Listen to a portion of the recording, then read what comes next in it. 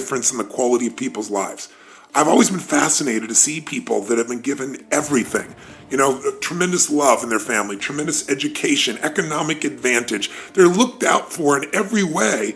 And oftentimes the people you give the most to are become emotionally or psychologically weak, not strong. Often they find themselves fighting their way in and out of rehab, even though they had every kind of love and support you can imagine. And then you see the opposite, don't you? You see people out there that life has just stomped all over, who've been abused mentally, emotionally, physically, sexually, anything you can imagine. And yet, rather than live in the story, which they had every right to do, something inside of them won't settle. Something inside of them is so hungry, becomes so driven, because the pain, the disappointment, the frustration doesn't stop them, it drives them. And they create the most extraordinary lives, not only for themselves, but they become an inspiration to all of us as well. I'm also equally passionate about business, and a lot of this, 75% of the people that come to my live events are business owners, because I think people who want to live life on their terms are attracted to what I do, because they're looking for what are those edges. And where I found those edges to help people grow their business 30 to 130% or more, what's gotten me to be able to coach multi-billionaire clients like the Mark Benioffs of the world from Salesforce.com, or Peter Guber, who owns the Golden State Warriors basketball team, the LA Dodgers. He's got 52 Academy Award nominations. Paul Tudor Jones, one of the top 10 financial traders in the world. The reason I've got to coach them is because I have found answers from the very best on earth. I didn't make them up. And so the purpose of this podcast is to bring you the greatest minds that I know of in the world, the people I consider to be mentors and friends who have insights that can truly change the quality of your life and your business. Now, this podcast, even though I'm passionate about it, almost never came to be because I got a challenge, probably the same one you do, time.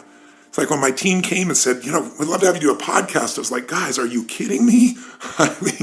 I'm running around like a crazy person. Approximately every 4 days, I'm either on stage or on a plane or a train and a helicopter in direction towards one. I go to 12 to 15 countries a year. I see about 200,000 people last year, to give you an idea. And, I also have 18 companies, 12 that I actively manage. And of those 12, we have more than 1,000 employees on 3 continents and 6 different industries. I think 7 now, actually.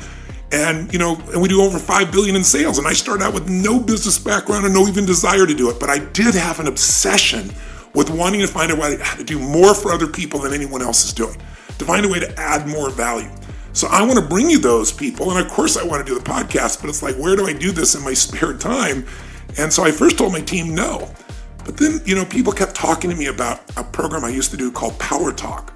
And I did it for about half a decade, where at that stage of my life, I interviewed all these brilliant people, and it's still a favorite product for many people. And I thought, well, I could do this. I could bring the greatest minds to you if I could get some leverage. And so last year, the way we did it is we created our co-host who did the actual physical interviews. I set it up and gave people the frames and the follow-up. And that was Anna, and she did an amazing job. I'm very grateful to her. But this year, I'm going to do some of the interviews as well, and I want to mix it up. And I thought, who better to do this than my own personal right arm? The woman who I pitch and catch with every day, woman who's one of my best friends on the face of the earth, and for Bonnie Pearl, her best friend on the face of the earth, and somebody who literally knows what I know. She's the person, along with Diane Adcock, who runs my creative department. Mary Buckeye is her name, or Mary B, as she's affectionately known. All the different partners and employees and associates we have all over the world. Mary is the person that we're constantly brainstorming together to figure out how are we going to take this message and tighten it, how are we going to strengthen it, how are we going to get through to people here in China, different than people in Australia. And so we literally have times we travel the world together with our mission, and we have times that it's 24/7, those nights, those all-nighters as well. So I thought she would be the perfect person to do this, because there's also not somebody who knows me better, knows my thoughts, can help me extend this and get this information to you, but also not anybody on the face of the earth that I respect or love more as well. So with that ado, let me introduce to you, and I should give you her background for 1 second, then I'll introduce you to Mary. And that is, she was a Division I extraordinary athlete, captain of her team in soccer, and tremendous softball player. And then she left that to go to work with ESPN, and literally she launched so quickly. They gave her some of the most important interviews. One of the first interviews she did was with a young man just coming to the NBA called LeBron James. So they gave her some really interesting and challenging pieces. And then after 8 years there, she left to go work with a gentleman who's one of the world's great adventurers, who literally explores the earth everywhere. and she got to explore all the corners of the earth with just a brilliant man. She has a great and varied background, but her heart, her soul, her commitment, and her mind and brilliance, I want her to be our co-host here. So here she is, without further ado, Mary B. Mary Buckeye. All those compliments, Tone. And really, I'm just like human Velcro to you. That's my biggest. That's my biggest achievement, is living this life in your shorts pocket, traveling everywhere with you and Bonnie Pearl. Yes, you are my Velcro friend, and you read my mind, so I'm very, very grateful. So let's talk with our team here in this first podcast, and we're going to do a part of this together, and then I'm going to leave it to you. But let's start with, let's talk about who this is and why are we bringing this person out for our interview for the first part of the second season.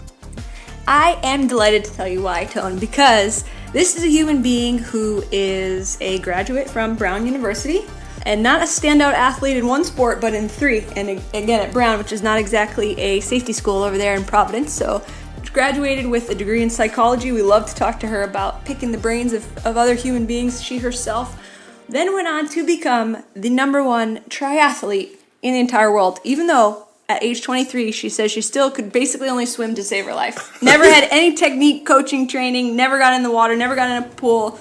And then she comes on to be the world #1. How do you do that, Tony Robbins? You're going to love this because that's what we asked her. We dug into her psychology here, and you're going to fall in love with this lady because, listen, you're a business owner, many of you.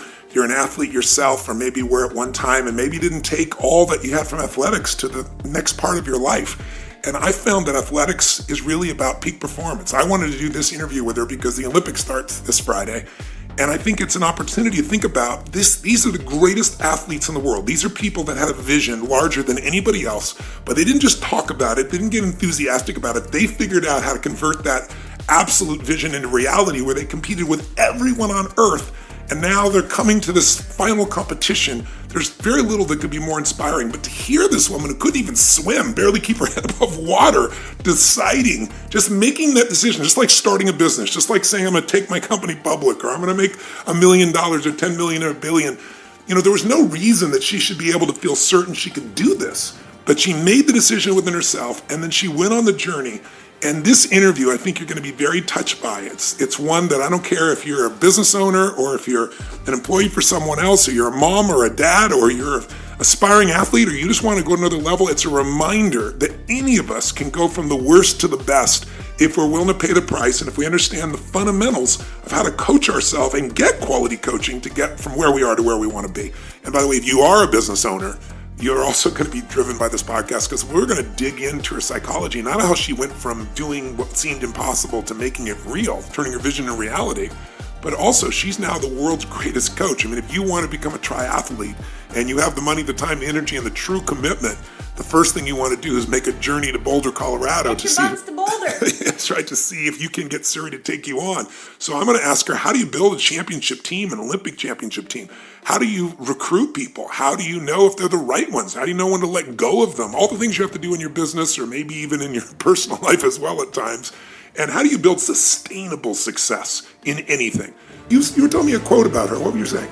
I was saying that I think that what the essence of Siri Lindley really is I was listening to an interview, watching that she did on TV, and she said she basically went from being crappy to being, in her words, on the top, basically, which is, as we know, the #1 world ranking. So if you want to go from being crappy to being #1 in the world, you better listen, take a few notes here. What do you think, Tone? Here's the pathway. So without further ado, meet Siri Lindley.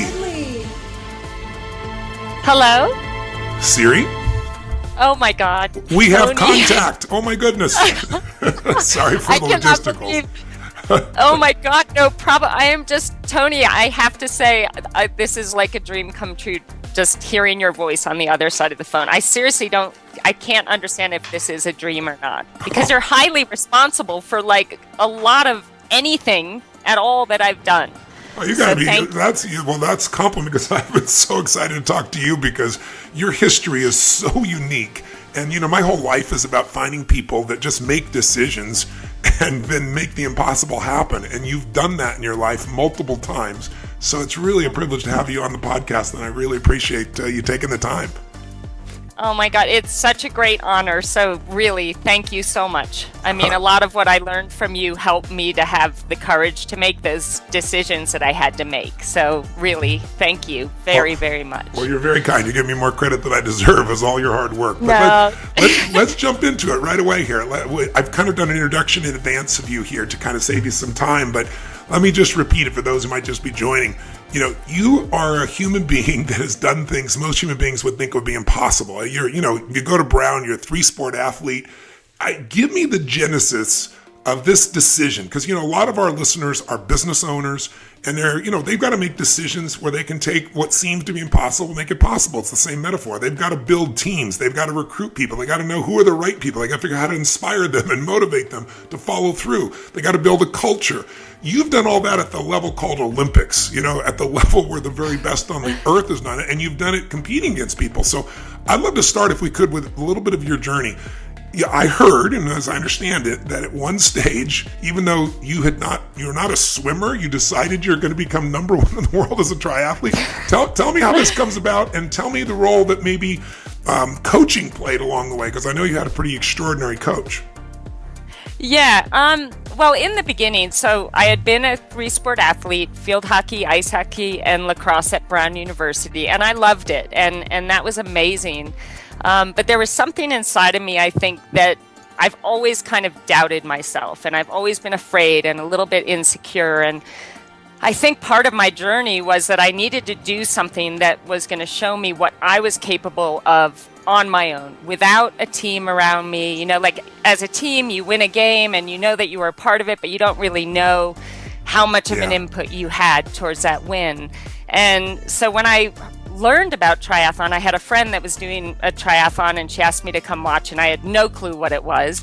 And I showed up, and I saw all these people of different ages and different sizes and different abilities, and I just thought it looked like the most incredible challenge. These people pushing them to the limits just to find out what they were capable of. So I started training for it, but I didn't know how to swim. The only swim I'd ever really done was swanning with my mom, which is like keeping your head out of the water, because she has this beautiful blonde hair and she didn't want to get it wet, and so she'd just like do breaststroke with her head out of the water. So when I got in the pool the first time and I had told my friend, look, I really want to do triathlon, she took one look at me and thought, oh God, this is going to be a big project. I didn't really tell anyone how far I wanted to go or what I was dreaming of. But as time went by, and I had been training for a few months, and I was a complete disaster basically in all 3, I just knew, in my heart and in my gut that I had to do this, and I had to take this as far as I could possibly go. And I told my mom that I wanted to be the best in the world. Which is crazy. She kind of laughed at me because she had seen me practicing. So when your mom doesn't believe in you, it's not very promising. Exactly. So that was a little scary for me, but I thought, no, I'm still going to do it. And I flew out to Colorado. I'd been living in Massachusetts at the time, and I flew all the way out to Colorado because I wanted to do a race where no one knew me. And I did this race, and the first thing, they line you up, and you have to kind of put yourself in the group of your same ability. But I had no idea about what swim times were or what 100 meters was. And so they asked me, what lane are you in? And I said, I don't know. And I was getting all nervous, and all these people were lining up behind me. And they said, you've got to tell me, are you a 120 per 100, 130 per 100, 140? And I'm like, I don't know, just 120. And I got myself in this lane because I didn't understand what that meant. And oh my God, it was like all these amazing swimmers with these like triangular backs, and they looked so fit. But I was such a dork at the time, and I still am, that I was so eager to have my best race that I just stood right up at the front of all these, gods with these triangular backs, and started the race in front of them and got absolutely pummeled on the swim. And it was just like, it was the scariest thing, but it was awesome because after about half this swim was done in a pool, and so I was just getting pummeled every time they went by me. But the great thing was that when I was only halfway through my swim, they were all done, so I actually had the whole thing to myself. I was just so excited. My mom standing on the side of the pool with my spandex pants, which, again, terrible mistake. I'm trying to get in my spandex pants, and I'm all wet, so I get on my bike, and I'm hammering away on this, heavy 100-pound bike, but loving it. And, but people are looking at me funny because I'm grunting and groaning and obviously don't know what I'm doing. And I get off on the run, and I was thinking, okay, I'm used to this. I run up and down a field in field hockey and lacrosse. I'm just going to do what I do out there. And I was just doing these flat out 100-meter sprints as hard as I could go, to the point that gagging and I'm huffing and puffing. And I covered the whole 5K like that, just these 100-meter sprints followed by a gag and didn't notice a thing. I crossed the line. I was just so thrilled, and my mom was there. She had packed up everything in the car, and she's like, okay, let's go. And I said, wait a second, the awards are at 1:00. Like, we can't leave now. And she looked at me like, oh my God. My daughter was like, of course I didn't get an award. I was literally, probably last place. And I got home that night. Well, actually, that day I was just on cloud 9. It was like the greatest challenge of my life, and I'd just been totally inside myself the whole entire race. But that night I got in bed and I closed my eyes, and suddenly all the disgusted looks on the people's faces, like watching me like, oh my God, why is that girl even trying to do this? Like, look at her, that's so embarrassing. And oh my God, she's got a spandex pant halfway down her leg and the other one up by her. And all the faces that I didn't really pay attention to during the race, but suddenly they were all flooding back into my mind, and I just broke down in tears. I was so upset, and I went into my mom's bedroom and I woke her up, and I'm bawling, and she said, I know, honey, it's okay. Like, there's so many things that you're good at. Don't worry about it. I have never wanted anything so bad in my life. Wow. And it was in that moment that I just, in stating it to her, I already knew in my heart. But there was just something about being so terrible at something, and all my insecurity, I was able to put it away during the race, but it all kind of came back with the looks on people's faces and that memory. And that actually really, really motivated me to just want to become, first of all, just proficient in this sport that I so desperately wanted to be good at. Well, you just hit on, when people ask me what is the single most important ingredient of the most successful people I've ever met in the world, and everybody wants to know, like, what's the one thing? And of course, life, it's never just one thing. But if you had to pick one, I don't care if it's, Sir Richard Branson or Serena Williams or Hugh Jackman or anybody who's the best in the world at what they do, it's hunger. And you just described that again. I always share with people, intelligence is so incredibly valuable. Physical strength and skill is so valuable. But there are a lot of intelligent people who can't fight their way out of a paper bag. It's that hunger that makes you just go far beyond anything you can imagine. Where does that hunger come from in you, do you think? I think it comes from, for whatever reasons in my early life, lacking the confidence, feeling like I wasn't really important enough, and almost feeling like I didn't belong in this world because I wasn't good enough, or there was no reason for me being there. It's kind of, obviously, as kids, the things we go through and how we perceive the things that we go through really affect our perception of ourselves. And but so many people, can I interject for you that series? So many people will look at that and they'll be destroyed by it. It's like disappointment either destroys you or drives you, right? And for most people, they let it destroy them. What is it in you that, in spite of all that pain, and I understand the pain that helped to drive you, but why did you convert it into drive as opposed to giving up, which is what most people do? I think I was just so desperate to feel good and to feel safe in my own body and to feel like I belonged. And I was just desperate to be happy. I wanted something different than the way that I felt. I was so uncomfortable in my own skin and so uncomfortable in the world that I was in. And I didn't want to live that way anymore. Like I knew that there was a better way. And sometimes, unfortunately, you watch people like I have a sister who I love so much, but we went through the same stuff growing up, but we made different choices. Got it. And sometimes I feel guilty in a way that, I've been so blessed in my life, but I do feel that it is a choice. You have to make that decision. I don't want to feel bad anymore, and so that's where the hunger came from. And it was more just, first and foremost, wanting to just appreciate and like myself, and feeling safe, because I didn't really feel safe, in my life anywhere else. And I at least wanted to feel safe in my own skin. Wow. I think, for women especially, most men have no clue. I ask men very often in seminars, how many of you have been worried for your safety at one point in the last 6 months? And usually I get 3 hands, maybe 5 hands in a room of 8,000, 10,000 people. Ask women, how many of you have had a concern for your safety in the last 6 months? 99% of the room raises their hand. And so it's interesting that you converted this. So what you felt this sense of, is it the strength that gave you the safety? It was the sense of mastery? I'm just curious. I think, I don't know that I went into the sport saying, this is what I'm going to get out of it. Got it.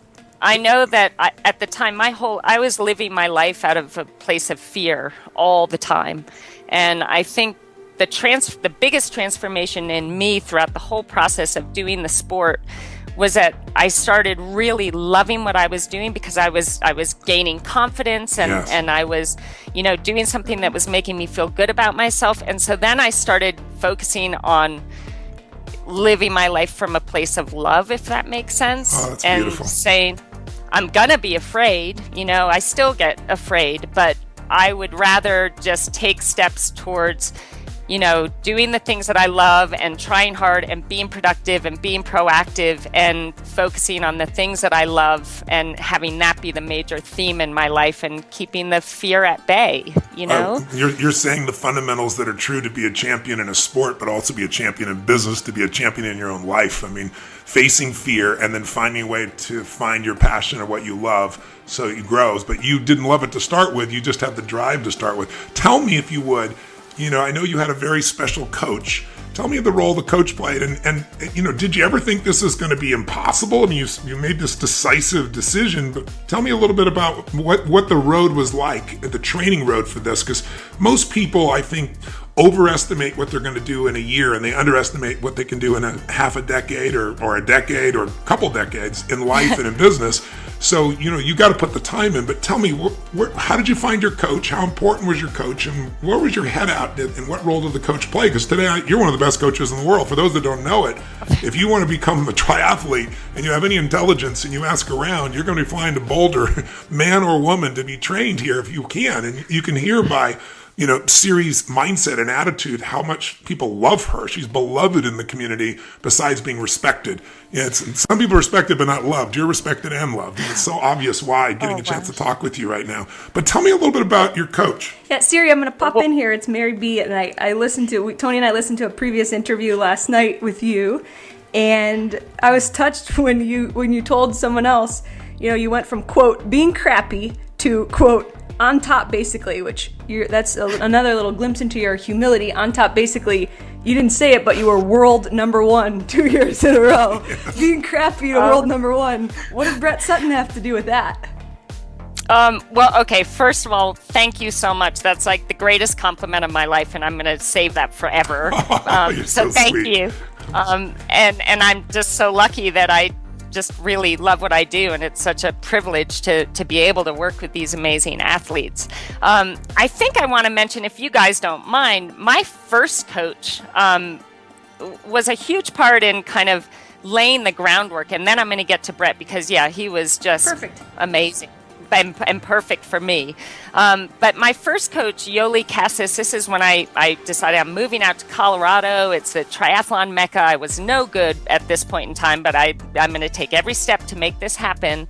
And I moved out here. And what I loved about Yoli, she was so passionate about the sport. And her take on me was, I want to train you first of all, knowing that you as a human being are far more important to me than you as an athlete. And she always kind of, stressed the fact that, like, who you are as a human being is way more important than anything else. And I really love that, because I really believe, I think some athletes, there's kind of like a fear of success because they don't feel like they deserve, to do well, or there's something that limits them in that area. And I really feel that her influence on me in wanting to really focus on being the best person I could be, first of all, and then being the best athlete I could be, was a really great way to, give you that comfort that, what, I've been the best person I'm capable of being. I've worked my butt off, and I deserve to do well, to have that faith that you really believe that you deserve to do well. So she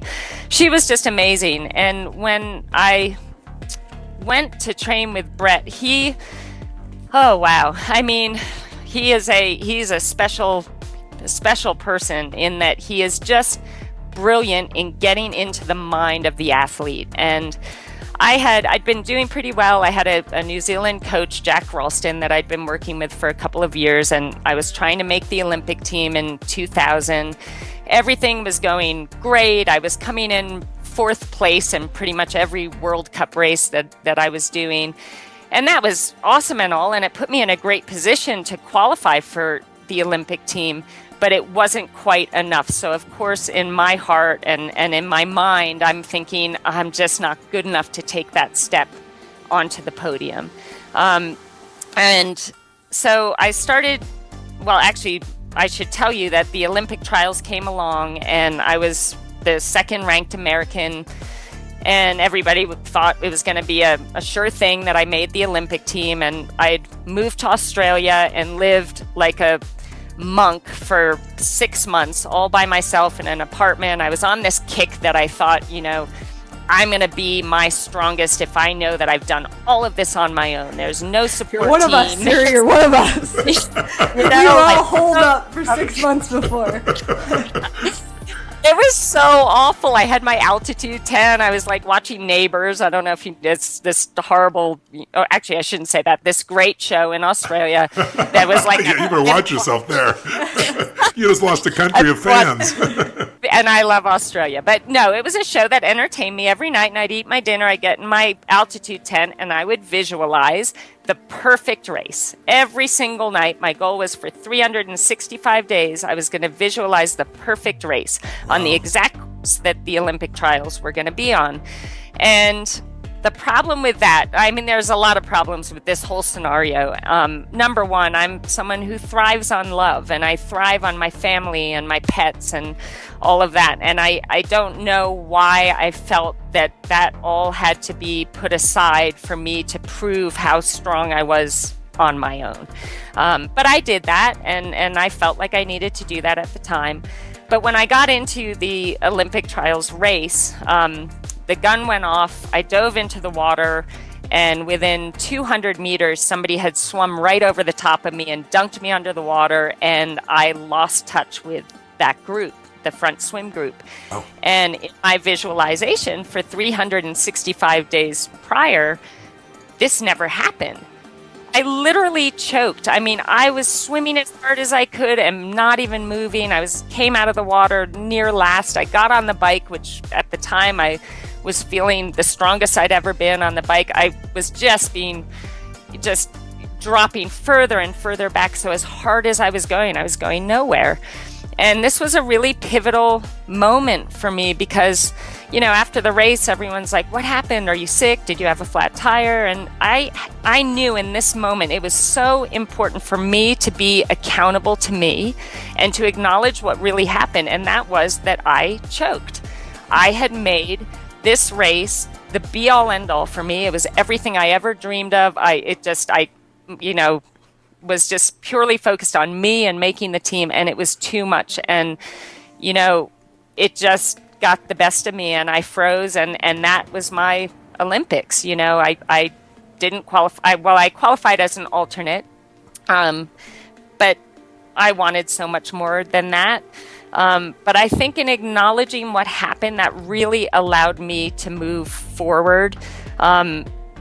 If I had tried to fool myself and make up an excuse as to why things went wrong, I think I just would have, I wouldn't have gotten any better. So I acknowledged that I choked, and at that point, another one of the athletes that I used to race against, Loretta Harrop, who's Australian and watches Neighbours, she felt really bad for me. I think she knew how badly I wanted it, and she wrote me a letter and said, look, if you come and train with my squad and my coach, I know he can turn things around for you and help you achieve what you deserve to achieve. And so I wrote him right away. I thought, wow, this is an incredible, honor to be invited. And I wrote him, and all I got back was, you need to get here in 1 week to Switzerland. I'm the boss. I'm going to think for you. And, I don't know, I should have it in front of me to read it. It was very powerful. It was very scary. And so I flew home to the United States and literally, packed my bags and moved out to Switzerland to train with Brett Sutton. And here's the incredible, like I'd been training, I thought I had been training hard, but it was nothing like when I got there. And I think what he wanted to do with me, and maybe I'll explain if you guys are willing to listen to like my first couple of days. Yes. If I make. Yeah, please. Because what you're describing is this idea that so many people have the delusion of it. I always say the difference between a wantrepreneur versus an entrepreneur is they all think their ideas are what matter. They think that if I just visualize, that's enough. And you and I both know visualization is an important part of training, but that's not enough. I mean, if this visualization didn't come close, if you don't back up your affirmation with discipline, you're deluding yourself. And it sounds like this entered you into a whole nother realm. And every business person I know usually gets into business with the purest heart, with a clear visualization, with a great dream to help and save the world, or, bring a product or service there and make a difference. But those ideas are not enough. Ideas are, a dime a dozen. It's the people that can execute, right? The people that can get themselves to do the things no one else does. And that's what you had to do. So when you started training with him, did it look, what was your mindset? I think I saw a video or an interview, one of them with you a week ago, where you were describing it, that when he was wanting to do the impossible. Is my memory right about that? Like every single day. I mean, the first day, none of my bags arrived, only my bike. And so I'd been on the plane for 10 hours. We had a 2-hour drive. I arrived and he said, put your bike together. You're doing a wind trainer session downstairs with Loretta Harrop. And I said, oh, well, Brett, I don't have any clothes. Like, I literally just have the clothes that I traveled in. And he said, well, you have your bike, so there's nothing stopping you. Get your bike set up and go downstairs. I'll see you there in 30 minutes. And so I had to go down in my travel clothes and my Converse shoes and got on my bike and had to do this 2-hour, horrendous bike session.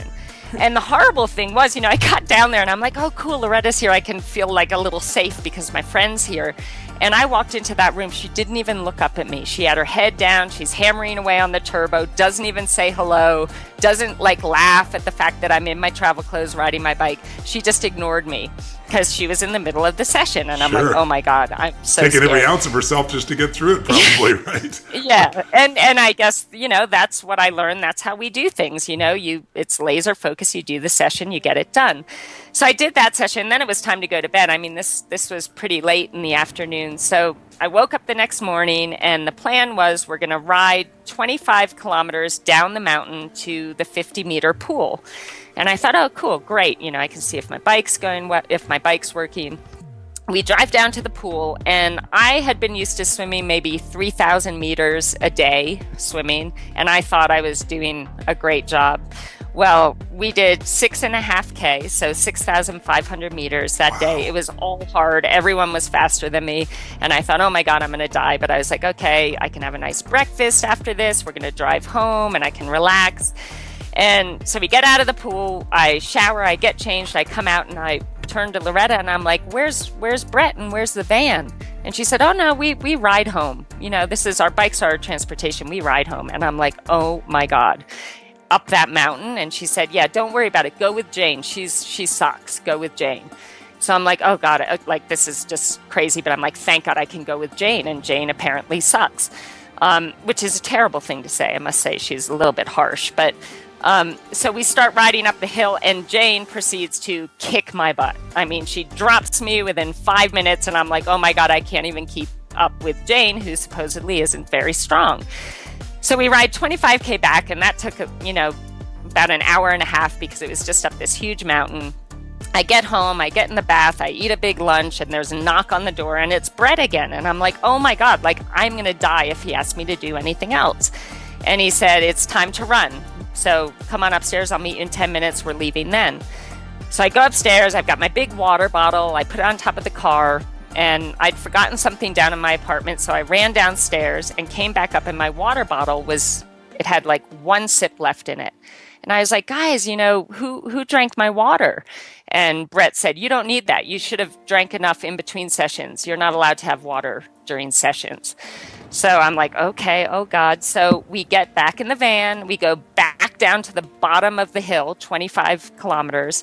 And he says, okay, everybody out, lets us out of the car. And he said, I'll see you back at home. And we had to run up that mountain 25 kilometers on the same day when I had done more than I've probably ever done in one single day. So I got home that night eventually, hours later. And now when I look back, I think, I must have felt so exhilarated. But I was like terrified. I'm like, this is my first day. There's no like getting over the travel. Like he's just giving it to me. And I called home to my mom, and, she answered the phone, and all she could hear on my side was, and I was just crying on the other side of the phone. And she said, listen, if you can't hack it, come home, but just do your best and see how it goes. Well, so that day, we basically every day after that was nearly exactly the same kind of a challenge that seemed so impossible and scared me to death, where I'd be shaking before the session. But each day I was able to finish it, and I was able to accomplish whatever task he laid in front of me.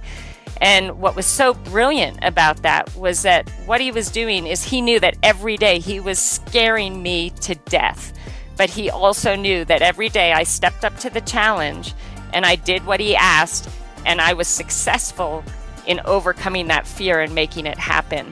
And I tell you, that was just the most powerful thing I could have ever received from that experience, because my problem was I didn't think I was tough enough. I didn't think I was strong enough or, brave enough to make these amazing things happen. But over a 3-month period of time, I was proving to myself through his guiding me that I could. And that was incredibly powerful. So I'm very grateful for the experience. Siri, one of the things that you just outlined for me was an important distinction that I want people to have, which is so often in life, people don't begin something because they just don't believe it's possible. Something inside of you wanted this. You had this hunger that, in spite of your fears and your uncertainties, pushed you through. But one of the things I try to tell people is a belief is a poor substitute for an experience. Right? You had your beliefs about what was possible, and then you get a hold of the right coach, and he gives you some experiences. Now, to your credit, most people would give up. You just continue to push yourself through, but you develop more and more, not just physical muscle and speed and strength, but the mental side has to have been a transformation. How would you describe the difference between you today as a human being, as an athlete, as a coach, compared to what you were like before you went through that transformation with him?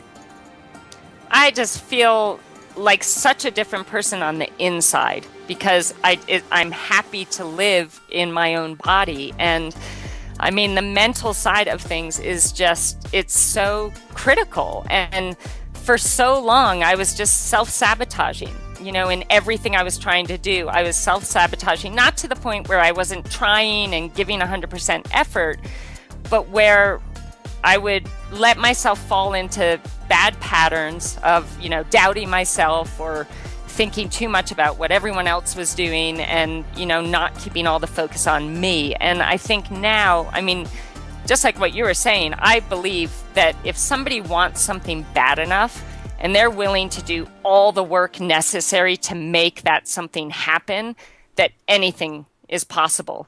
And I believe that with all my heart, because I'm living proof of that.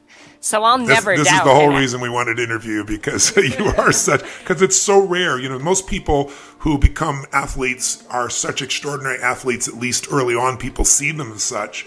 or they've been training in a sport for their entire life. They don't make it all the way through college and then decide you're going to shift sports to one where you don't even know how to swim.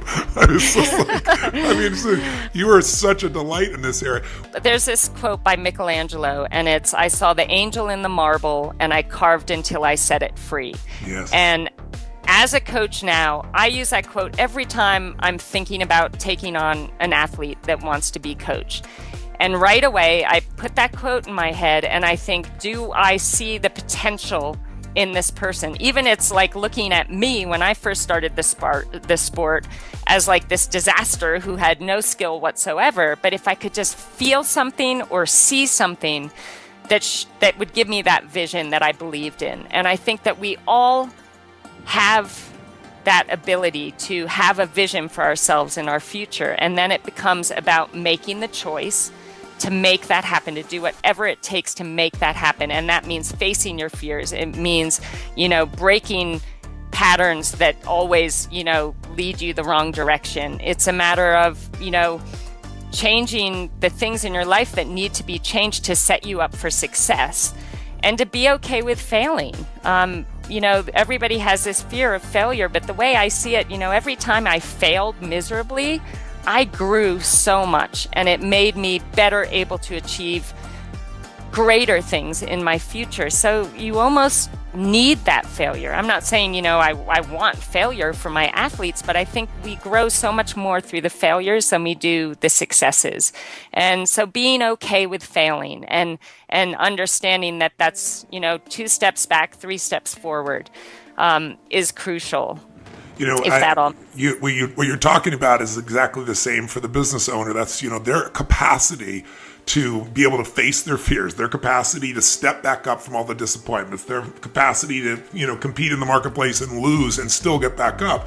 I mean, you and I both know that's everything. But I think so many people relate to athletics, but they don't relate it back to their own lives very often. They just look at you as this super extraordinary human being. But you're bringing up another question that I want the listeners who own businesses or are part of anything. One of the things we have to do is decide who we're going to spend time with. And in business, we got to decide who we're going to hire.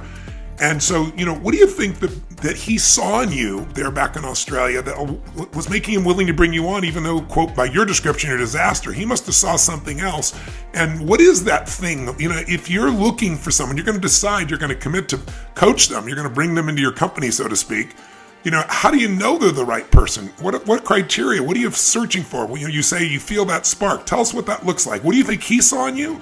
Have you ever asked him? And what are you looking for to make your choices about who you're going to bring into, your family, so to speak?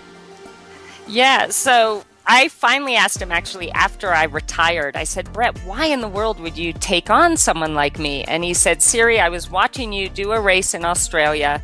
You were in probably 42nd place, and you're in the last 400 meters of the 10K run, and you were absolutely killing yourself trying to catch 41st place. Wow. He said, I saw that and I thought, I want to coach that girl, because it's that hunger. And and I guess he felt, the fact that I was in 42nd, that I didn't just think, oh, my race is over, this stinks, I'm in 42nd place, but it was like, no, I can be better than 42nd. Yeah.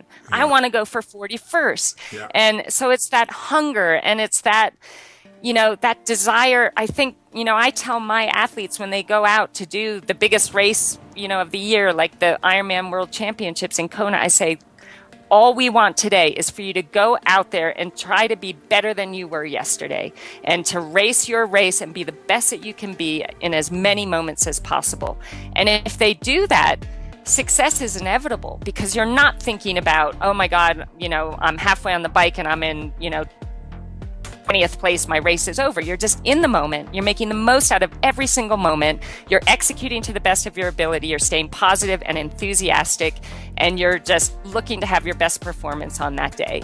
So as far as, taking on athletes, I think some of the crucial characteristics are having that hunger, having that passion, having a really solid work ethic, having respect for their teammates, and actually one of the most important things is having that appreciation for this amazing opportunity that they have to train at this level, to race at this level, the fact that we have, two arms and two legs and we're able to swim, bike, and run, having that appreciation for the everyday and all the things they're able to do every day. Because I think that's key. It's feeling like what we're doing is actually, it's a great privilege to be able to do this. I know what was my main motivator in races after I started training with Brett, and something that changed, how I went into races. I had been feeling so thankful for these incredible gifts, and those gifts, not physical gifts, because I obviously didn't really have them in the beginning, but the desire I had and the willingness to suffer out there and the willingness to push myself to my limits and the opportunity to do so. And I felt so grateful to whatever God you believe in or whatever entity you believe in. I felt so grateful. And what I was so desperate to show my appreciation for that to the entity that I believe in, that I said to myself, the best way I can show my thanks is to go out there, and when the gun goes off, I give it everything I have, that I am recognizing my abilities and my talents and my gifts, and I'm going to use them to the fullest to celebrate them and show how much I appreciate the fact that they're mine.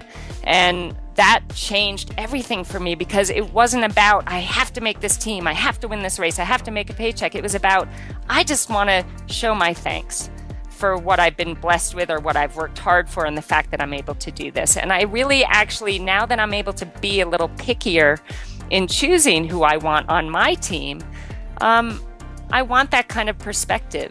And it doesn't make anybody weaker. It doesn't make anyone, less tough or less relentless out there. It just is a much more positive environment to work in. Plus, I believe. You know what you do is you become proud of yourself as a human being. So often you hear people talk about, I have no self-esteem because of what people said to me when I was a child or something. And I was like, It's so convenient you remember those things and you forget the good things. But here's the truth. Someone could tell you your whole life you're beautiful and you're magical and you're skillful, and you can still not believe in yourself. And someone can tell you you're a total piece of you-know-what, and you can say, screw you, I'm going to show you who you are. We're not controlled by what people have told us. The only way to have self-esteem, which I hate the term, but inner pride, is to earn it. And the way we earn it is by pushing ourselves beyond anything we think we're capable of, which is why I wanted to interview Why You're So Beautiful. Coach John Wooden, as you probably know, is one of the greatest college basketball coach in history. Won 10 out of 12 NCAA national championships, 88 games in a row, and with different players. It's not like the NBA, right? Every year you're losing some of your players, the college players. And I interviewed him, and I asked him one time, I said, I interviewed him about 4 times over my lifetime, and I did the last live interview with him, which was very touching. But the bottom line is, I asked him, I said, which team is the one you're most proud of? And it was interesting. I thought he was going to tell me the team of Kareem Abdul-Jabbar, and the one that most people know is the most famous team. And he named a team I'd never heard of. And I said, why? And he said, because Jabbar and those guys were wonderful. They were champions. But he said, they did really well, but this team maximized their potential. He said, I always taught these young men from day one that there's only one way to know whether you won or lost, and it's not looking at the scoreboard. He said, because there are going to be days when the other team may get lucky. There may be days when you get some bad calls. That's just part of the game. So there's only one way to know. And he said, the way you're going to know is if every single moment on that court, you ask yourself, I gave every ounce of my soul for every minute I was on that court, then you've won. And he said, if you do that every single time, you don't focus on anything but giving everything you have, he said, more often than not, you're going to have the highest score. He said, but most importantly, he said, you will know what victory is. If you got the highest score and you didn't give your all, you lose. He said, the way I taught these men is what we give, we keep forever. What we fail to give, we lose for a lifetime. And I think you've really lived that. I'm inspired by you personally. I think you're just such a beautiful soul, I just have to say, and I'm sure everyone listening is inspired by you. You are the perfect example of we are the creators of our lives. We are not the managers of our circumstance if we're willing to push through the pain, the suffering, the fears, the limits, and if we're willing to be in a position where we really have something that we really want to serve larger than ourselves, something we want to achieve, something we want to give. Phenomenal, truly phenomenal. Really phenomenal. And I gotta say, just listening to you guys, I can't tell you how much, Siri, as you talk about how you recruit your athletes, how much it reminds me as someone who works for Tony. It's like talking to Tony, like all these little isms that you have. Just when you told the story about, if you called it choking, but owning it. And it's like, that's everything. If we screw up around here, the first thing that Tone will tell us, any of his employees, is take accountability, own it, and grow from it. And even just, Siri, watching you telling all your athletes when they get in the pool to have a purpose for practice, not just recording junk miles. And it's like, we don't have a flash meeting, we don't have a conference call, we don't have anything without Tony saying, know your outcome. Like, what's the point if you don't have a purpose, if you don't have an outcome, if you don't have a point? And then lastly, of course, the human factor, just talking about people seeing you not just as an athlete, but as a human being. And I think, it's again, Tony, one of the things that you do so well with your employees and in recruitment is just, these people are human beings at the end of the day and at the beginning of the day and all day long. We're still human beings. We still put our Converse on one shoe at a time. So just remembering that human factor, and it's remarkable, the similarities here. Sarah, you're also just so touched by your humility. I'm sure everyone listening is, but it's a rare thing, unfortunately. A lot of athletes, as they get better, they lose that edge. And I think it's probably what makes you such a great coach is that same caring that your first coach had for you as a person first, you clearly have for your athletes. And I can't compliment you enough. And that's really what's missing in so many companies. Richard Branson has always said to me, he said, Tony, it's your employees first, right? Then you go to your customers, and then it's your shareholders. And that's got to be the order in business as well. And I think when people fall in love with their clients or customers, when they decide they want to do more for them than anybody else, when they become as committed to that, being number one only happens in business when you find a way to do more for others than anybody else is doing. When you add more value, the value that people really desire. And you're doing that as a coach today. Tell me, what gives you the most fulfillment today in your life? Well, this is incredibly fulfilling. And first of all, thank you for all the kind words. And seriously, Tony, I mean, so much of it is from your guidance with the books of yours that I have read. I mean, I can't stress enough just how much they changed my life. And I don't even know what to say. You guys are just being so nice, but I'm incredibly grateful to be here talking to you. So now I've forgotten the question. That's okay. Just saying, tell me what gives you the most juice? What are you most passionate about? What are you most fulfilled by at this stage of your life? And how is it different than when you were competing? Because that's another challenge for just to give you an idea. Business owners, one of the challenges they have is often they become a business operator. They're so doing everything in the business that they lose sight of the vision. They lose sight of what they're doing, and they never grow the business. You can go, to give you a metaphor, to a hamburger stand. You can come back 20 years later and the same guy's got one hamburger stand, and then somebody else has grown 100 of them, right? And maybe sold them. Yeah. They had a different vision, right? They didn't stop at some place. So I'm just curious. I know you've never stopped. I'm curious, what's different for you today? What fulfills you most today? What are you most passionate about today? And how is it different than when you were competing? In other words, instead of just running my business day to day, maybe I can elevate to a different level where I have more freedoms in my life, but I'm still really fulfilled. I'm still kicking butt. I'm just looking for that metaphor or that example in you in this area.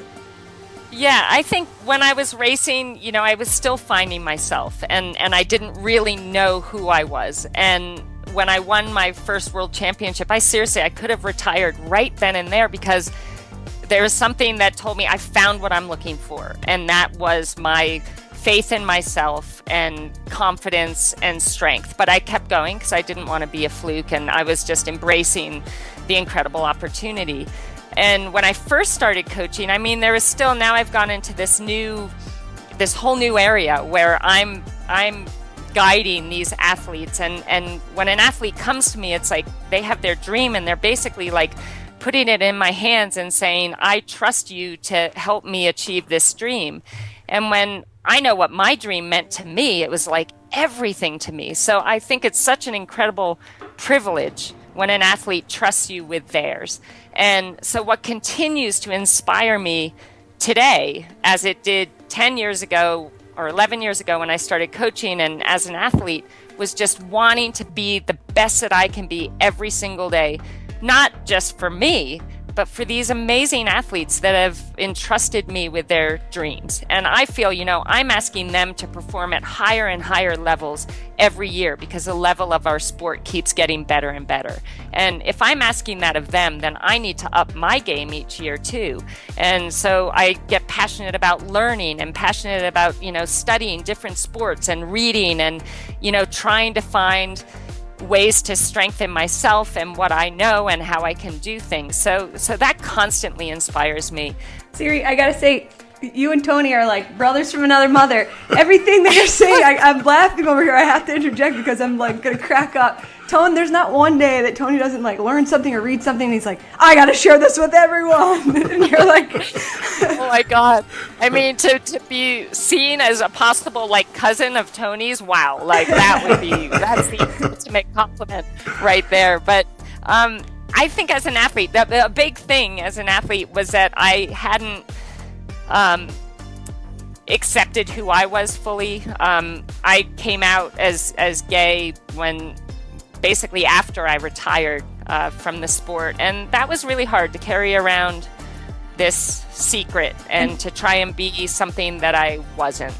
And then, I met my now wife, Rebecca Keat, and fell madly in love with her. Oh, and that's who's awesome. a friend of mine who's also just as wonderful as you. I have to just say, I'd be remiss if I didn't say what a doll Rebecca is.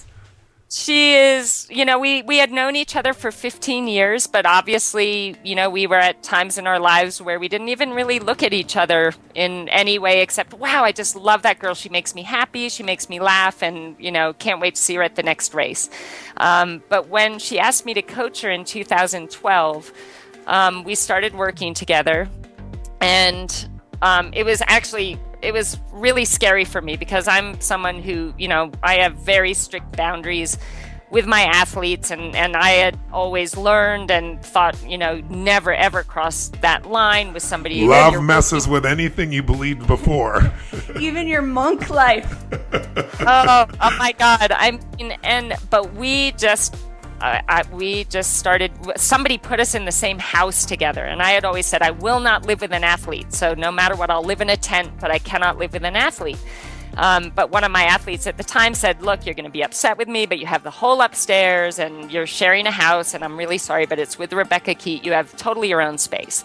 So I was, not that happy about it, but I didn't really have a choice. And, just had long talks. I just got to know her really well. And I tell you, we just fell so madly in love. And when we realized that that's what was happening, we had to sit down, and she said, I'll retire. I won't do the sport anymore because I want to be with you. And I said, wow. Well, no, I wouldn't do that because I didn't want to let down these athletes that rely on me. And I said, well, I need to sit all of them down and talk with them about it and let them, voice their concerns or ask me questions. And we did that, and everybody was so incredibly supportive because I've had a lot of, I don't want to say bad luck in love, but I've made bad choices and I've been really hurt. You've learned. That's what it's called. Unfortunately, that's how we all learn. We don't call it the losing team around here. We call it the learning team.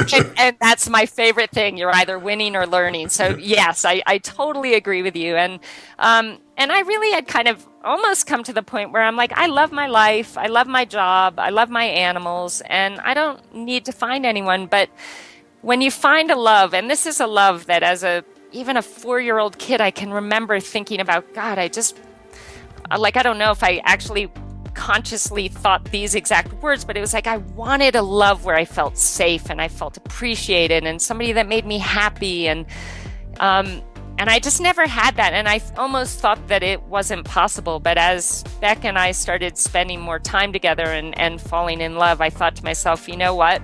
This is something that I thought was just a fairy tale, and it's presented itself in my life. And not only do I need to just be so thankful and go, full on and allow myself to love this person, but I want the world to know, because this is something that, I thought was a fairy tale and it's actually happening in my life, and I want people to know. And so when we got married, we sent out a tweet or a Facebook message, and, both of us were a little scared to lay this out there, but I tell you what, there was not one person that said anything negative, and they were all so supportive. And I think that when the people around you that care about you and appreciate you and know, that you're doing your best in life, they just want you to be happy. Exactly right. And love is love. Love is love. Yeah. And she's the greatest thing that has ever happened to me and has brought me such a confidence inside, because I don't know how to explain it, but her love has made me stronger, and that's made me a better coach. and that's made me a better example for the athletes I do coach, and I'm so grateful for that. So another thing I'm just so excited about is being married, which I never thought I would be, and being able to share dreams and goals with someone who is so motivated and so passionate about life, and we share all the same, dreams and loves. And so that's something I'm very grateful for. And I think it makes a point too. I think sometimes people in business or people in sport, they think that it has to be all about work or all about the sport. And if they do anything else, it's going to lessen their power in that area. I think I've found that the more I kind of take care of myself too, yes, the better coach I am for my athletes. That the times when I have just been it's all about them and I can wait, I'm not going to take care of myself. They come first. I'm actually doing a better job now because I'm taking care of me, and I show up at work, excited and creative and clear in my head. And I just feel it makes you better at whatever it is you're doing in your life if you really are taking care of yourself too. It leads to a confidence and just an inner power that really does get noticed with the people that you're working with. Okay, you couldn't have a better life story. First you figure out that you're the worst in the world at something you at least think. You then figure the journey and how to become the best. You then follow other people to become the best at what they do. And in the end, you get the love of your life. Get the girl. Get the I got girl. more to say if I wasn't crying my eyes out over here, Siri. Jeez. But not only do you get the girl, more importantly, you get the understanding that feeling of love, that feeling of joy, that feeling of being fully alive is a gift inside you to give to others, and you can't give to others what you don't already have inside. And you've been able to give other people the things in the sports side, and you've been such a love. It's so obvious just who you are as a person. And I'm sure that's a giant part of why you're able to coach people so effectively, because they feel so cared for by you that they'll find a better place, a deeper place inside themselves, because they feel you found it inside of them. But to have you have that also, to me, nothing on earth is more important than love. And I'm so grateful that our society has finally grown up a bit where they understand love is love in whatever form, and understand that that's not something the mind has a choice over. That's something that comes from inside the heart and soul of a human being. So good on you and good for you. And I'm so thrilled that you've got the love that you deserve. And I can only imagine how much of that love you then pour into your athletes and how they pour that into their sport, into themselves, and into their families. I mean, it's a virtuous circle. You're extraordinary.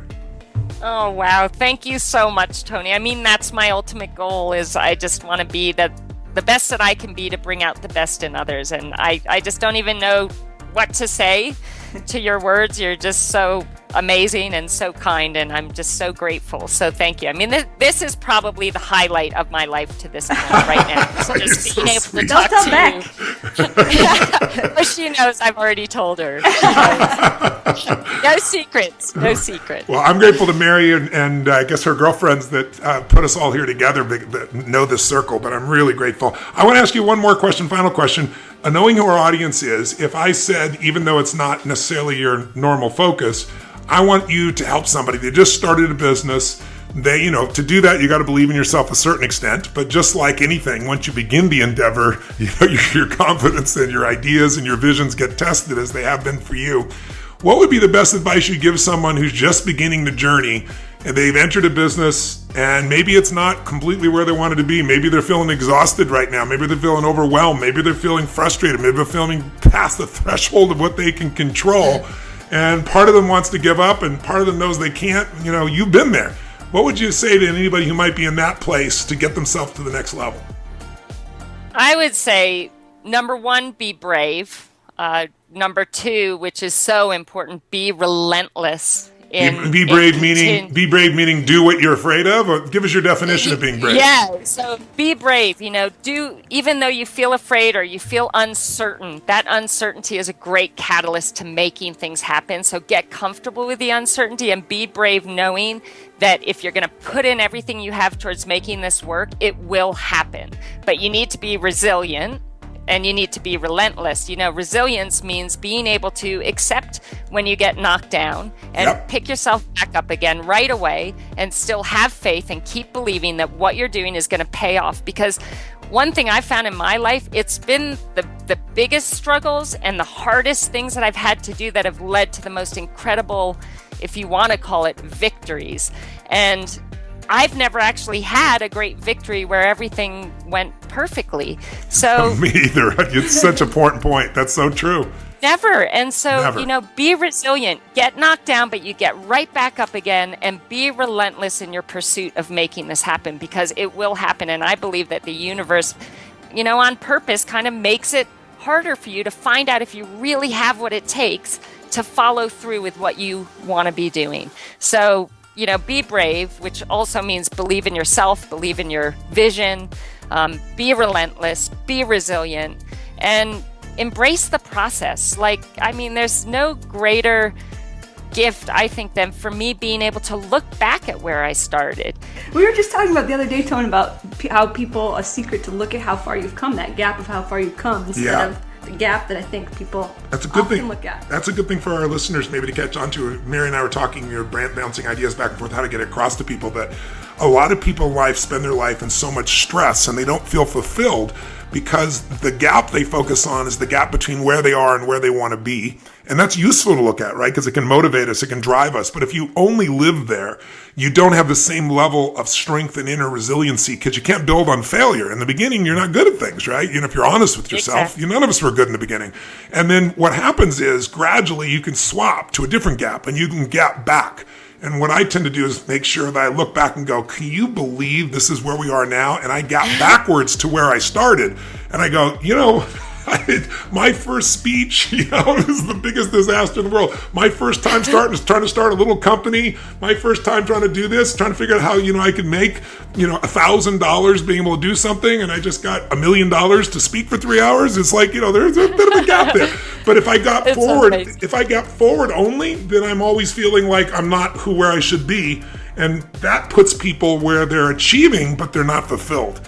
And I think what I have left this conversation with you, Siri, besides even more respect for you and even more love for you, is that you have figured out achievement and fulfillment. And I think that's the piece that business owners, athletes, average human beings have forgotten. Our society promotes to achieve, and we push so hard to achieve, and a lot of people get there and then they go, is this all there is? I can't tell you how many Academy Award nominees, how many billionaire businessmen, and they call me in to, quote, help them with some aspect of their business, and what I discover is I'm a Trojan horse. I'm going to give them what they want for their business, but what they need is to be fulfilled. They need to feel joy in life. They need to feel a sense of ecstasy and gratitude and a sense that their life has purpose and meaning. And what you've managed to do is not only achieve, but you've managed to also find that deep level of love and fulfillment and purpose. And what I love about you is that you're helping your athletes, just like John Woodenwood did, to become better human beings. I mean, there is no greater gift any of us can do is to be a better human being, and then through our pain and our lessons to hopefully make it easier for others, show them a pathway that shortens the amount of time. Maybe we can help them compress decades into days or weeks or months, or years as opposed to decades. And you're such a model of that. So I hope everyone listening here has been as touched by you as I've been. You're like my John Wooden, Siri. You're like, for all of our nieces and daughters and all the girls and women out there, former college athletes. Also, it's just so beautiful to hear. People always talk about, you play your heart out, you play the best 4 years of your life, and then you graduate, and that's it. Like, what are you going to do? Go play slow pitch somewhere in a league? Like, that's the end. And just to see what you've done with your life and the fulfillment that you found and how you found it, it's just such a lesson that I really do hope especially young girls and hear and take away from you, and it's so important. What I'm just so touched by and what you and Tony have alluded to are just how you both kind of don't believe in failure. Whenever I hear people ask Tony, what do you consider your greatest failure? He says, again, from a place of humility, it's not that I don't have any failures, it's that I don't see them as failures because it's just an opportunity to grow. And I hear you, and your language is just so similar to that. I know, so you come out of Brown, ice hockey, field hockey, and lacrosse. It sounds like lacrosse was your love. You try out for Team USA lacrosse and don't make the final cut, which as an athlete, like just reading like that, not making a cut, especially as athletes, is just, I can't even read the words without getting that pit in my stomach, like, the don't make the cut pit in your gut. It's just like, we've all been there. And it's just heartbreaking. So first, how do you rebound from that? Just like a business owner having to rebound from 2008, how do you rebound from that? Yeah, that was devastating because it really was this great love of mine. I loved the sport of lacrosse and I was passionate about it. And my dream at that point in time was to make the USA team. But I didn't make the cut. And I think the biggest disappointment of all, and I think this is just the kind of person that I was at the time, is I was more disappointed in myself that I didn't keep just playing on my club team and working on my skills and getting better and trying harder and go back again and try and make it the following year. But then I give myself a little credit and I say, maybe that just wasn't my destiny, because obviously, when I started triathlon, it was so clear that I had such a long way to go. But I still kept fighting for that. Was that the fact that I didn't try and I was disappointed in myself for not trying again in lacrosse? Or was it that I was now ready because this is the path that I was really meant to have this journey on? So yeah, it was devastating. But I think the fact that I knew, there's nothing worse than starting something and not finishing, like you have a race and you quit. And those are, I think, the hardest things to rebound from because you let yourself down. But that's also a huge motivator. So when that does happen to you, and it happens to all of us quit in something at some point or fail along the way. And like you said, Mary and Tony, I know you believe this, we learn so much from those so-called failures that they really shouldn't be called failures. So yeah, I think that really motivated me to do it different the next time. And when I found out this love for triathlon, there was nothing that was going to stop me. No embarrassment, no terrible race. Nobody saying, oh, you don't look like you could be a triathlete. Nothing was going to stop me. I was going to stay the course and be relentless and be resilient and make it happen. So again, I think that not making the team was one of the best things that could have ever happened to me. You're a better woman than I, Siri, because I tried out for the USA baseball team, made a bunch of cuts, didn't make the final cut, and my way out was, at the time I was writing a story for ESPN about it, so I kind of rationalized, after crying my eyes out of I didn't make the final cut. Then I was like, fine, I'm just going to be a journalist, which led me to you, Tony, so grateful. Yeah. I'm grateful for that path. You find the right path. You find the path that you're meant to be on, Absolutely. one way or another. Oh my God, and you're doing amazing things now, so that was meant to be, and look at the amazing stuff you're doing now. So yeah, you put me to shame in a lot of ways, trust me. I just wanted to ask you about your Polo Sport Ralph Lauren sponsorship that came, as we look at kind of the arc of your life from the standout college athlete, and then you moved to Worcester, Mass, which I have been to, and I'll tell you what, it's not the most scenic place in Massachusetts, the state that I love, but you moved to Worcester, Mass to work at the YMCA, and then down the road you're getting this sponsorship opportunity from Ralph Lauren, so you just, again, the arc of that, the heroic kind of build up to where you are, but still, even that had its challenges, and maybe you could speak to that a little bit. Absolutely. Well, I had moved to Worcester. I actually had been coaching field hockey and lacrosse for a year at Princeton University and then a year at Lehigh University. And my move to Worcester was actually because I had a lot of friends that were gay that lived in Worcester. And it was the only place where I felt kind of safe and felt like I had a little bit of a community of people that I could be me and just talk freely about who I was. So I got this actually amazing job at the YMCA, and with that came a lot of really down-to-earth, amazing people that supported me and supported my dream of doing triathlon. So that all was just a brilliant gift. When I hadn't quite made it yet, I had turned professional in 1996. I didn't feel I was ready to turn pro, but one of my greatest heroes in the sport, Karen Smyers, who's a multiple world champion, said, Siri, you're ready. Just don't be afraid. Do it. So I turned pro, and one of my college lacrosse teammates actually was working at Ralph Lauren and was running the RLX part of that company, which was the Polo Sport, and they were putting together a mountain bike team and a triathlon team. actually her idea was a triathlon team because she knew I was doing triathlon, and she said, Siri, I'm going to really try and put this together and make this happen. It ended up being this unbelievable deal. Our sport has very little money in it. You can't really make a rich living in this sport, and that's the people that are doing it because they find it so incredibly challenging, and they love it so much that it doesn't really matter what they can make from it. It's more about what the sport does for them on the inside.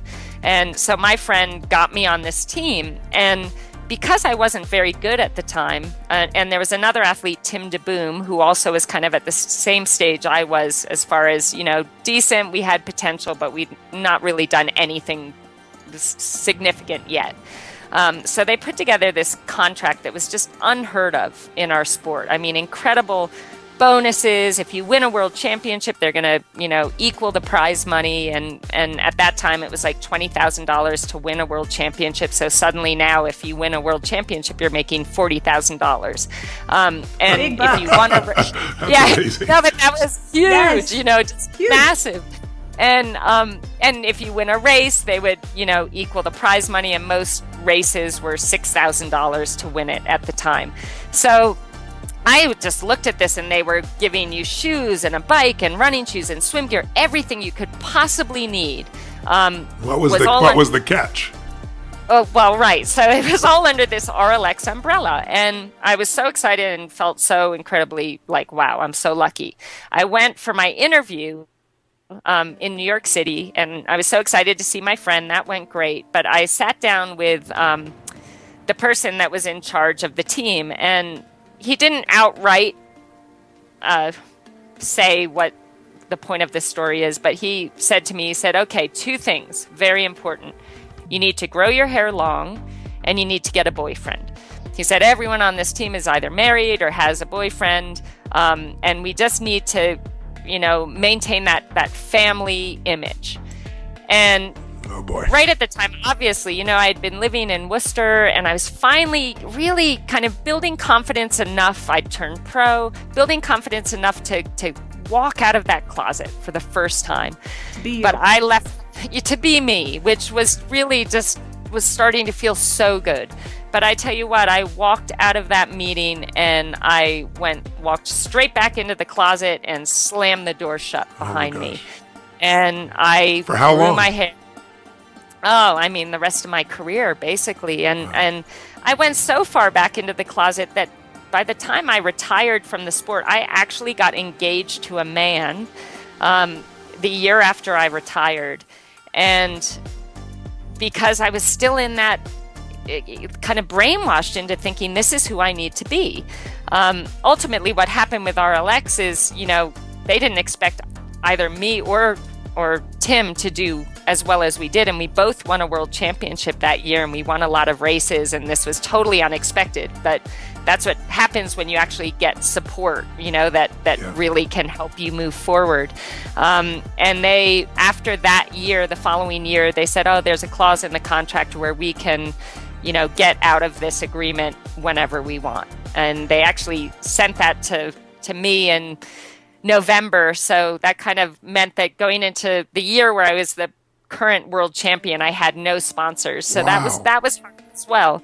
But the lasting effect of that comment, you're thinking, this is where I can make a great living. These people are willing to support me, but they're only willing to support me if I fit into that image that they're looking for. And so that made me feel less than, like, I can't be gay. That's going to prevent me from leading the life that I so desperately want to lead, being successful and being respected. And so it was really hard on me. And it took until a few years after I retired to say, you know what, I just can't do this anymore. I'm not in the sport anymore. And maybe I'm taking the chance that I've seen all the success I'll ever have in my life because I'm going to be who I want to be, but I'll take it. That's the ultimate success, though, isn't it? Being who you really are, no matter what anybody else thinks or experiences. I mean, what would be your advice? I mean, this just kills me to see human beings who, have to hide who they are And unfortunately, more and more in the United States and other parts of the world, we're seeing a change. There's plenty of parts of the world where, you can put to death for something of this nature. It's just, human beings being human beings. It's insane. But what would your advice be here today to someone who is struggling with, coming out? Would you do it the same way again, after 10 years of, going backwards? And would you go through that? Would you step up? What advice would you give? And I can't wait to hear it, Siri, because I have to say I sat in Tony's Unleash the Power Within seminar in 2006. That was my introduction. And there's a process where you write down your limiting beliefs, the Dickens process. And Tony kind of tells a story of his previous limiting beliefs of, everyone, the generalized limiting beliefs of humanity. Either I'm too young, or I'm too old, or I don't have enough money, or I don't have the resources, And for me, I was sitting in there, and you write it down in your notebook, and then you share with the person next to you. And I remember thinking, like, my biggest limiting belief, or one of them, is like, I'm gay. Like, I can't be like this to either my family or my future employers, or like, and then I was like, I can't even write this in my notebook, because after I write it down, I'm gonna have to share with the guy next to me, and I don't even know if I am really ready to like have this be a conversation. And I think it's just like when you have that struggle of like, I don't even know who I am. Like, it feels like it doesn't feel so esoteric to say I don't know who I am when you're like, when you're so strong-willed, and I am too, that there's a part of me that's like, screw it. I'll just marry whoever they want me to. Like, it's not even in a lay down or like a concession, but it's just like, well, if it's the achievement. It's like, if this is what's going to help me achieve this, then sometimes I think we just kind of go blind, and it's like, yeah, just you force it one way or whatever. I don't know, Siri. What would you say? Yeah, well, you're so right. And in a sense, we're rejecting ourselves in that moment and pretending to be something that we're not. But I would totally do it differently now. But I think that it was so important that I did go through that, because, I think it's my duty now that I am where I am to share that with people that are willing to listen. And I think that my story can hopefully help other people feel a lot more confident in being who they are. Because one thing I found, and you can even see it in like amazing people, Ellen DeGeneres is someone that I just look up to. And once she came out. Yeah, we love Ellen. She's a dear friend. No, stop it. Oh my God. Well, she's just like my most favorite celebrity in the world. But to see her, she went through that. She came out, she lost her TV show, went through kind of, I imagine, a tough time. But look at her now, and I feel that when we accept ourselves for who we are, and when we decide, you know what, I'm going to celebrate who I am and be who I am and not let anyone tell me that they don't agree with it. I feel like at that point, when you're willing to give yourself that kind of credit and have the courage to be you, that you can achieve so much more. And so in my being able to share this story, I feel like I kind of like, I achieved some great things, thank God, in the sport, and I worked hard for those. But I feel like your possibilities in your life and what you're capable of achieving become so much greater when you are free and you can be you and you can be authentic and you can, really give all of yourself to the people you choose to have around you and the people that you are, sharing life with.